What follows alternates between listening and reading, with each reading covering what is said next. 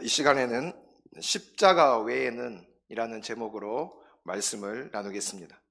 사람들은 저마다 자랑거리를 가지고 있습니다. 다른 사람들이 보기에 별로 자랑할 것 없어 보이는 것 같은 사람도 자랑거리가 있다는 것이죠. 우리 할아버지 할머니들은 손주 얘기 나오면 갑자기 없던 힘이 속에서 나오시는지 막 뜨겁게 우리 손주 손녀가 어떻다고 막 이야기하는 그런 모습을 볼 수가 있습니다. 자랑거리, 자랑할 수 있다는 무엇인가를 가지고 있는 것은 삶의 이유가 되기도 하고 또 삶의 힘이 되기도 하는 것입니다. 자랑거리가 전혀 없다 이런 사람은 하나님 품으로 갈 때가 다 된 사람이라고 할 수 있습니다. 다 둘러보면, 생각해보면 자랑거리가 있는 것이죠.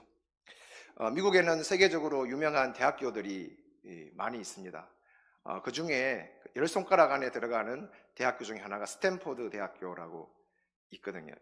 전경을 혹시 보셨나요? 이 대학교를 누가 설립했을까요?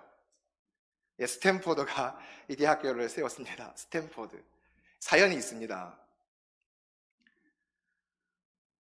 아들이 하나 있었는데 이 아들이 태어나서 잘 자랐거든요. 근데 우리나라 나이로 16살, 만 나이로 15세쯤 됐을 때 열병에 걸려서, 장티푸스라고 그러는데 열병에 걸려서 시름시름 앓더니만 결국 세상을 떠나게 됩니다. 이 아버지에게 있어서 최고의 자랑거리가 아들이었거든요. 아들이었는데 그 아들이 세상을 떠나니까 아들 장례식을 이렇게 치르면서 어떤 생각이 드느냐, 나에게는 이제 자랑할 거리가 하나도 없구나, 나에게는 소망이 없구나 하면서 생명줄을 놓으려고 한 거예요. 자살하려고 했다는 거죠. 아들 떠나고 아들 보내고 난 다음에 그런 마음으로 그날 밤을 보내는데 꿈속에 아들이 나타났어요. 아들이 나타나서 아버지에게 이런 말을 했다고 합니다. 아버지 세상에는 나 말고도 많은 아이들과 젊은이들이 있습니다.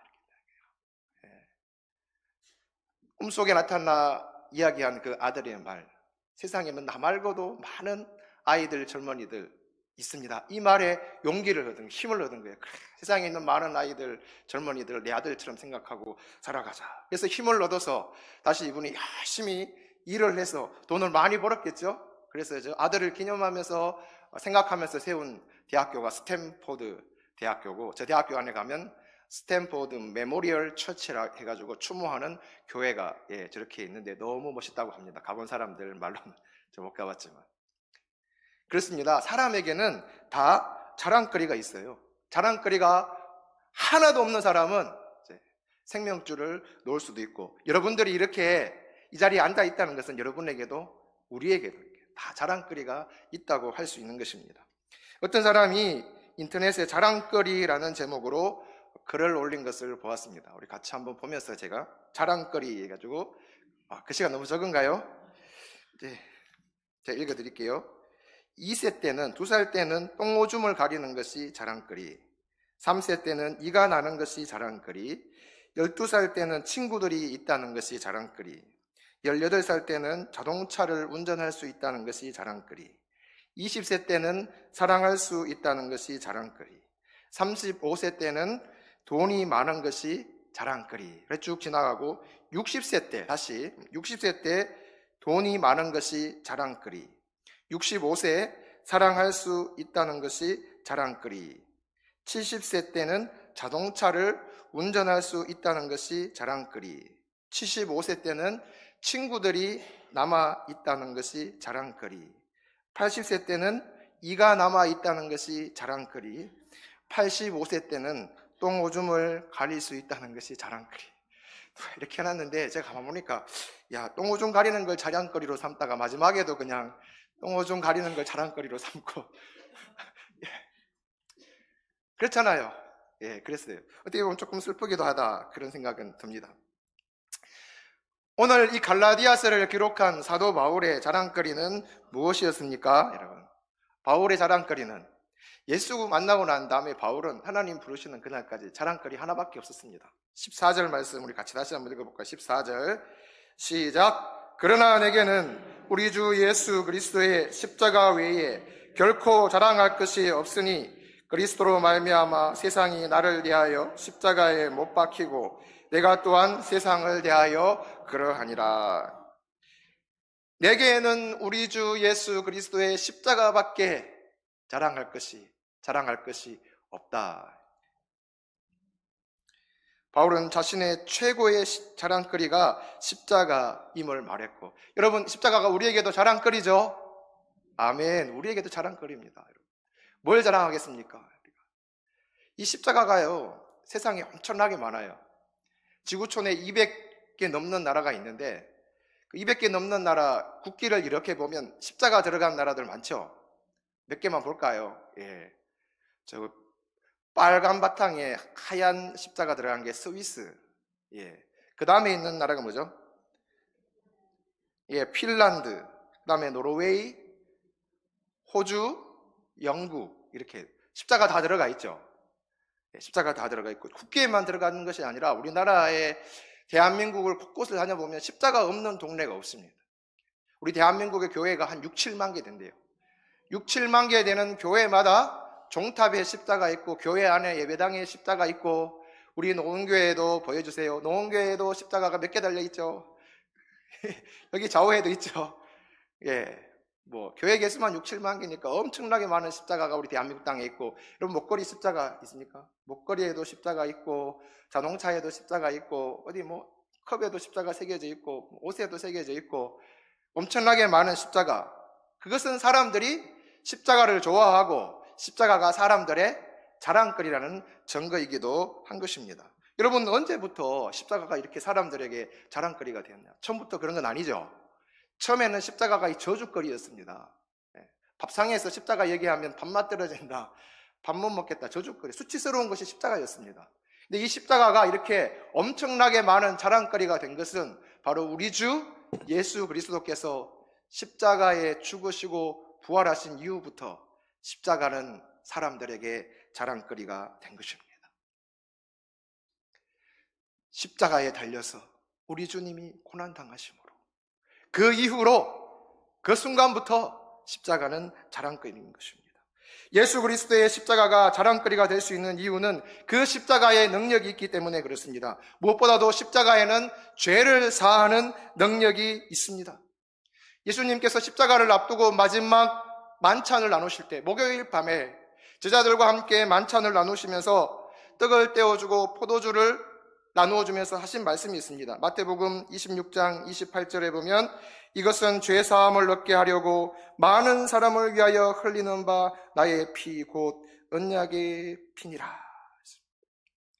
예수님께서는 많은 사람들의 죄를 사해 주시기 위해서 그 십자가 위에서 피 흘리셨다는 것입니다.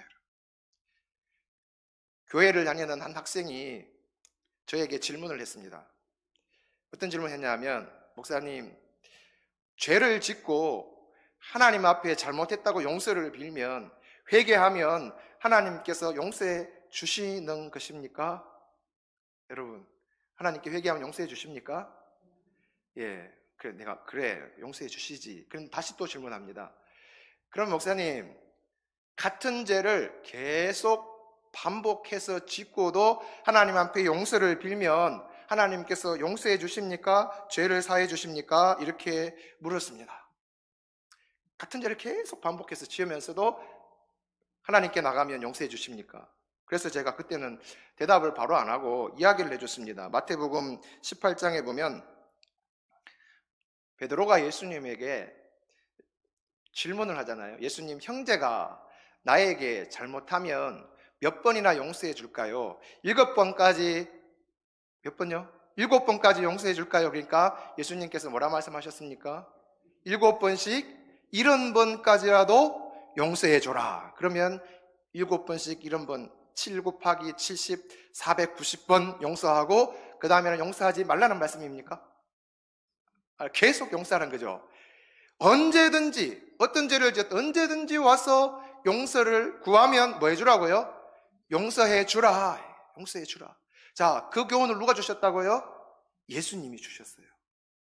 그 교훈을 예수님이 주셨는데 생각해봐라. 네가 여러 번 계속해서 반복된 죄를 계속 지어서, 근데 그것을 잘못했다고 예수님께 나가서 회개하고 용서를 비면 그 교훈을 가르쳐 주신 예수님께서 너를 용서해 주실까 안 해줄까? 용서해 주실까요? 용서해 주실까요? 그렇습니다. 회개하지 못해서 그렇지, 우리가 천 번, 만 번 죄를 짓는다 하더라도 우리가 그 예수님 앞에 나아가서 용서를 빌면, 하나님께 나아가서 용서를 빌면 그 십자가의 피로 우리 죄를 덮어주시고 깨끗하게 용서해 주시는 분이 하나님이십니다. 그래서 요한일서 1장 9절 말씀에 만일 우리가 우리 죄를 자백하면 그는 미쁘시고 의로우사 우리 죄를 사하시며 우리를 모든 불의에서 깨끗하게 하실 것이요 그랬습니다. 그 십자가에는 용서하지 못할 죄가 없다는 것입니다. 그런 능력이 십자가에 있는 것입니다. 또 십자가에는 치유하는 능력이 있습니다. 예수님의 십자가에는 치유하는 능력이 있습니다.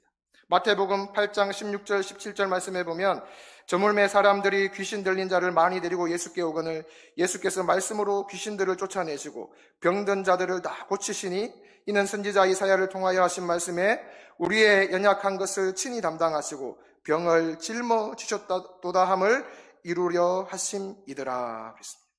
십자가에는 치유하시는 능력이 있습니다. 죄를 사함뿐만 아니라 어떤 병도 고치시는 능력이 십자가에 있다는 것입니다.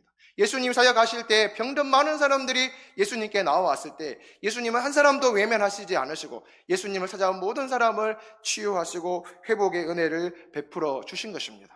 그래서 여러분, 예수님의 사역을 기록한 복음서를 읽어보면 그 내용 가운데 거의 3분의 1 가량이 병든 자를, 상한 자를 치유하셨다는 내용으로 되어져 있는 것입니다. 갈라디아서를 기록한 사도 바울, 누구보다도 이 십자가의 은혜의 능력을 경험했습니다.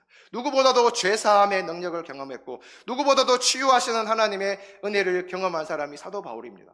그래서 이제 그는 내게는 십자가 외에는 자랑할 것이 없다, 그렇게 고백하고 있는 것입니다. 디모데전서 1장 15절 말씀에 믿보다 모든 사람이 받을 만한 이 말이여 그리스도 예수께서 죄인을 구원하시려고 세상에 임하셨다 하였도다. 죄인 중에 내가 괴수니라 했습니다. 죄인 중에 괴수인 나를 구원하시기 위해서 예수 그리스도께서 이 땅에 오셔서 그게 십자가를 지셨다.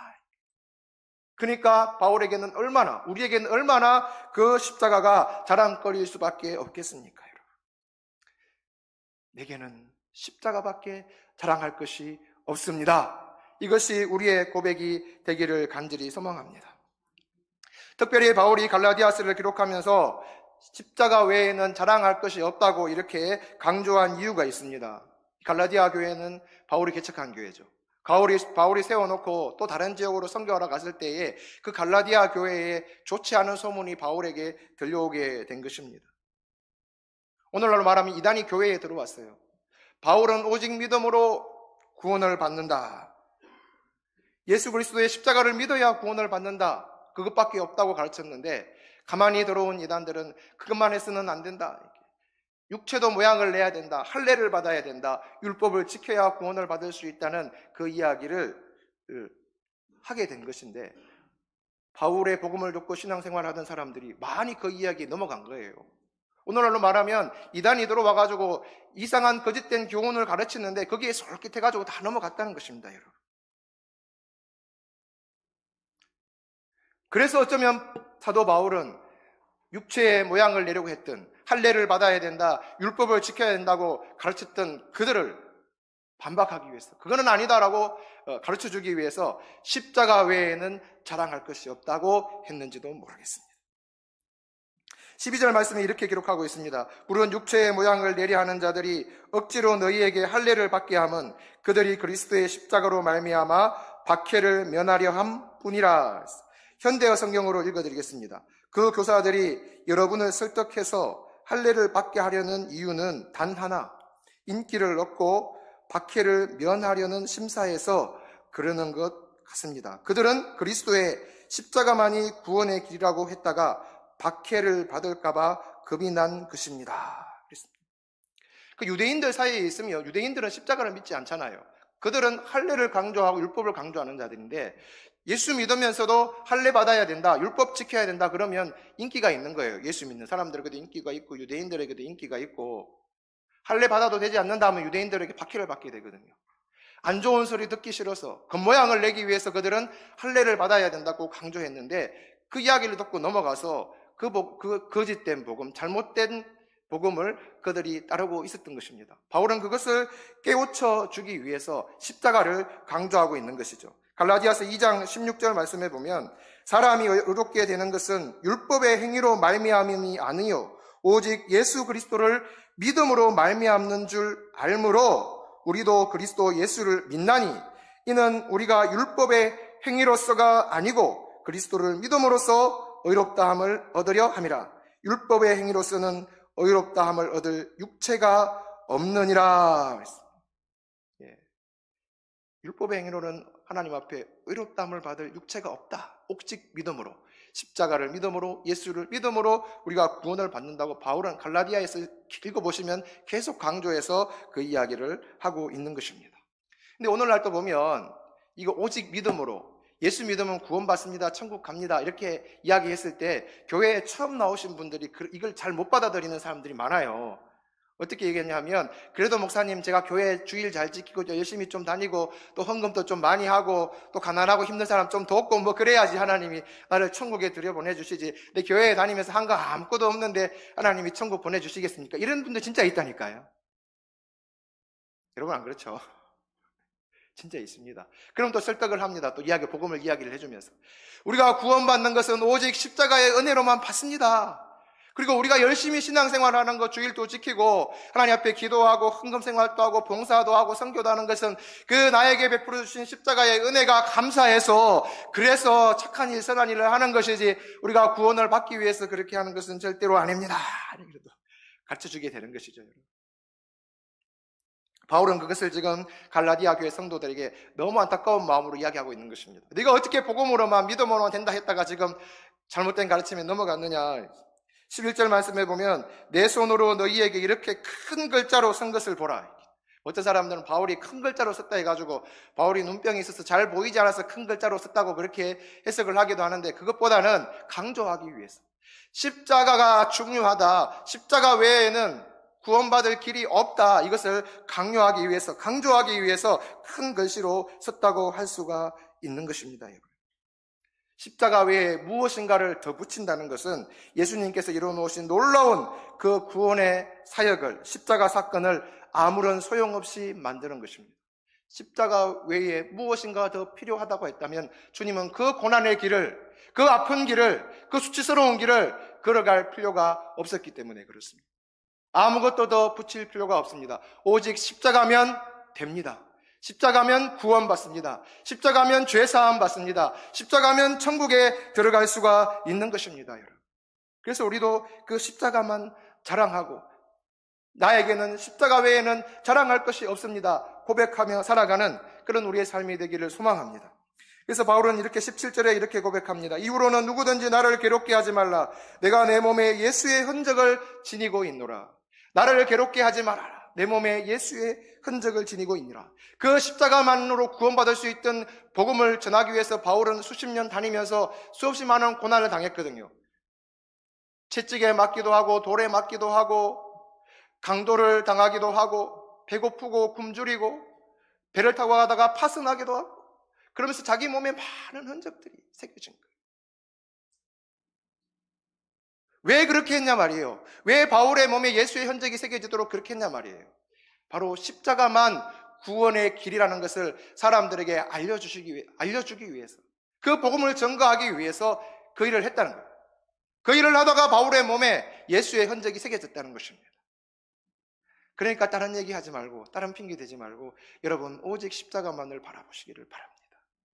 그 십자가가 구원의 길입니다. 그 십자가에 능력이 있습니다. 죄사함의 능력이 있고 치유의 능력이 있고 회복의 능력이 있고 우리에게 소망을 가져다주는 능력이 그 십자가에 있습니다. 그래서 나는 결코 십자가 외에는 자랑할 것이 없습니다. 갈라디아 교회에 그렇게 간절히 바울이 편지글로 보내게 된 것입니다.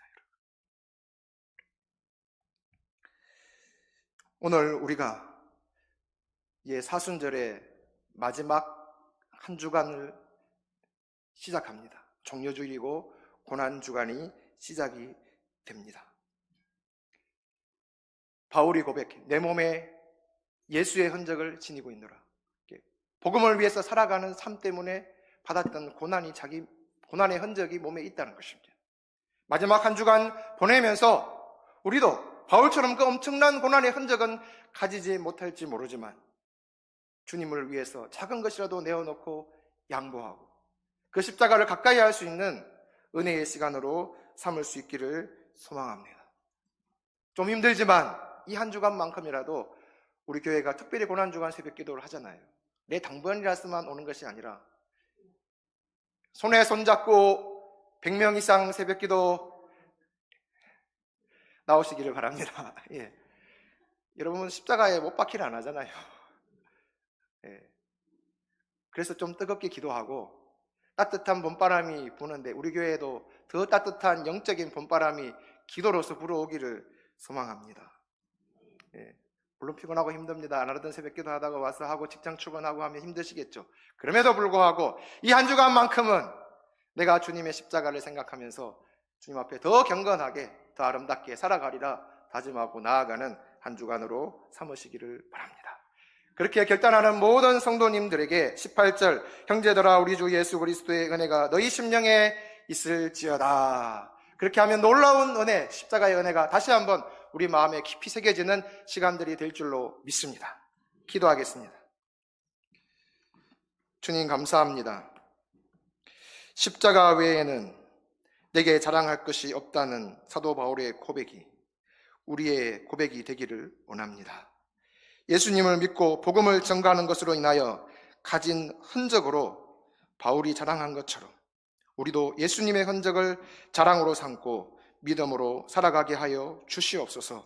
사순절의 마지막 시간 한 주간을 보내면서 더 깊이 더 많이 기도하게 하시고 주님의 고난을 묵상하는 가운데 십자가에서 이루어놓으신 놀라운 죄사함과 치유와 회복의 은혜를 경험하는 시간들이 되게 하여 주시옵소서. 예수님의 이름으로 기도드리옵나이다. 아멘.